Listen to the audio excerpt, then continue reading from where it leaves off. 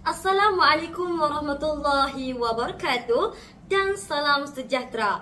Dengan penuh takzim dan rasa tanggungjawab, saya Nur Auni Ulfa binti Taja sebagai pegawai eksekutif dalam bidang keselamatan siber berdiri di sini bukan hanya untuk membentangkan cadangan dasar tetapi untuk mengangkat satu tuntutan zaman iaitu pengubalan garis panduan penggunaan kecerdasan buatan AI dalam kalangan murid sekolah.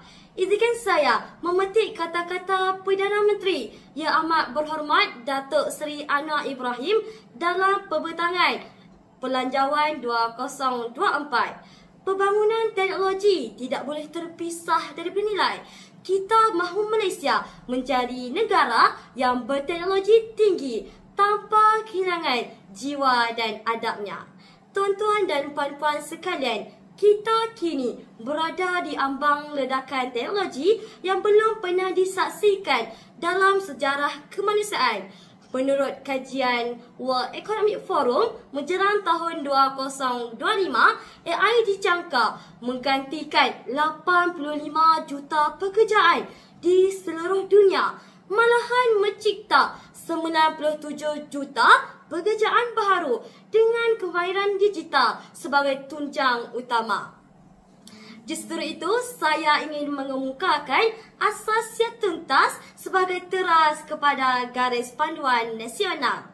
Pelaksanaan pendidikan literasi AI yang sistematik. Murid mesti difahamkan secara berperingkat akan maksud, cara kerja dan risiko AI.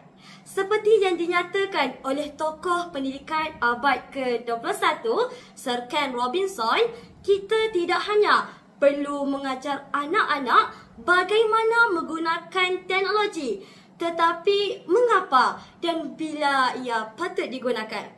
Tuan-tuan dan puan-puan yang saya muliakan, jika tidak dikawal dengan garis panduan yang tegas, AI boleh menjarakkan pendidikan dengan nilai kemanusiaan. Maka saya menyarankan agar kementerian menubuhkan jawatan kuasa pemandu nasional AI dalam pendidikan bagi mengubah dasar berfasa yang bersifat menyeluruh.